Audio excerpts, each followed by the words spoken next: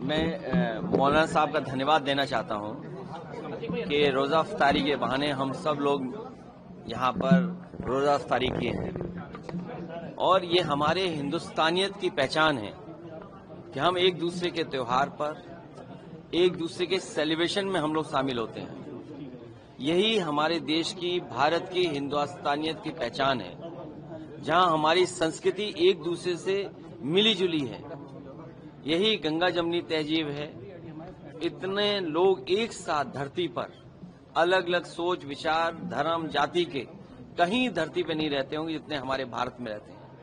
इस तरह के त्योहार, इस तरह के आयोजन, इस तरह के कार्यक्रम हम सबको मिलने जुलने का मौका देते हैं, एक दूसरे से गले मिलने का मौका देते हैं। अभी हम लोग होली मनाए हैं जिसमें गले मिलेंगे, कुछ दिनों बाद हम ईद मनाएंगे, फिर गले मिलेंगे। यही हमारे भारत की सबसे बड़ी पहचान है कि जहां हम सब मिलजुल करके एक साथ रहते हैं। सर, बिहार की राजनीति कैसे देख रहे हैं? जिस तरह से सीएम अब नीतीश कुमार राज्यसभा जा रहे हैं। जो लोग राजनीति को समझते हैं उन्हें पहले दिन ही पता था कि भारतीय जनता पार्टी क्या कदम उठाएगी, और ये बात पहले भी कही गई थी कि आदरणीय नीतीश कुमार जी को हम सब लोग मिलकर के प्रधानमंत्री बनाना चाहते थे, लेकिन वो अब एज ए मुख्यमंत्री रहे। अब वो रिटायर होंगे राज्यसभा मेंबर के रूप में। हम तो चाहते थे कि प्रधानमंत्री के रूप में रिटायर हों, लेकिन अब वो राज्यसभा के मेंबर होकर के ही रिटायर हो जाएंगे। युद्ध के पक्ष में हम लोग नहीं हैं। समाजवादी पार्टी कभी युद्ध के पक्ष में नहीं रही है। युद्ध नुकसान करता है, युद्ध जाने लेता है। युद्ध के परिणाम हमेशा दुखदायी होते हैं, दुख पहुंचाते हैं। युद्ध के पक्ष में हम लोग नहीं हैं। पूरी प्रक्रिया आ चुकी है, मगर अभी तक के बीजेपी के बड़े नेताओं की कोई प्रक्रिया नहीं, नहीं शोक दिखा रहे, वो अपना हंसी मजाक नहीं लगे। कैसे देखते हैं सर ये विषय? क्योंकि भारत सरकार पे ज्यादा है, लेकिन जब भारत सरकार ही चुप है तो मजबूरी में विपक्ष के लोगों को अपनी पक्ष रखना पड़ रहा है। जहां भारत सरकार को अपना पक्ष रखना चाहिए, और इतनी कमजोर शायद सरकार कभी किसी ने नहीं देखी होगी। बीजेपी ट्रिपल एस फार्मूला लेकर के आ रही है, ब्रह्मास्त्र बता रही है उसको, उस पर क्या कहें?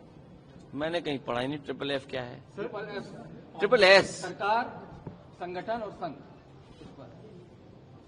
बहुत बच के रहना, बहुत सस्पिशियस लोग हैं ये, बहुत सीक्रेटिव काम करते हैं, बहुत सिलेक्टिव फैसले लेते हैं।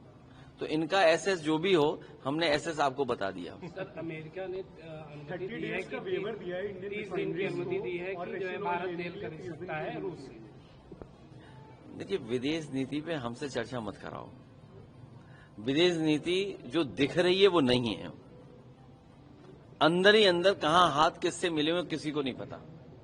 और कारोबार से हम लोग जुड़ गए हैं। कितने बड़े पैमाने पे हम कारोबार से जुड़े हैं। चीन से हम कितना कारोबार कर रहे हैं, फ्रांस से हम कितना कारोबार कर रहे हैं, रशिया से हम कारोबार कर रहे हैं, अमेरिका से हम कितना बड़ा कारोबार कर रहे हैं। यूरोप में हम कई देशों से फ्री ट्रेड एग्रीमेंट कर लिए हैं। पड़ोसी देशों से हमारे दूसरे तरह के संबंध हैं। इसलिए विदेश नीति और आर्थिक नीतियां साथ साथ चल रही हैं। तो ये सरकार ने, जो आज है सरकार, इसने भारत देश को उलझा दिया है विदेश नीति में। सर, ममता बनर्जी शास्त्री अब समर्थन कर रहे हैं। बनारस में उन्होंने कहा है कि मैं स्वामी और मुक्तेश्वरानंद के साथ में हूँ, हालांकि 11 मार्च का आमंत्रण नहीं मिला है और एकांतवास पे जाऊंगा। मैं तो देश के सभी साधु संतों से और जितने भी हमारे पूजनीय गुरुजन हैं, जो समय समय पर भारत की संस्कृति को आगे बढ़ाते हैं, वो सभी पूजनीय शंकराचार्य जी का समर्थन करें। क्योंकि आज अगर पूजनीय शंकराचार्य जी के साथ ये व्यवहार हुआ है तो कल किसी के साथ भी हो सकता है। ये सरकार डरा के काम कर रही है। ये डरा करके लोगों को अपमानित कर रही है। उनको कितनी पीड़ा हुई होगी जब उन पर झूठे मुकदमे लगे। शायद भारत में पूरा इतिहास उठा करके देख लें आप, कभी किसी शंकराचार्य को इतना अपमानित नहीं होना पड़ा होगा सरकार के माध्यम से।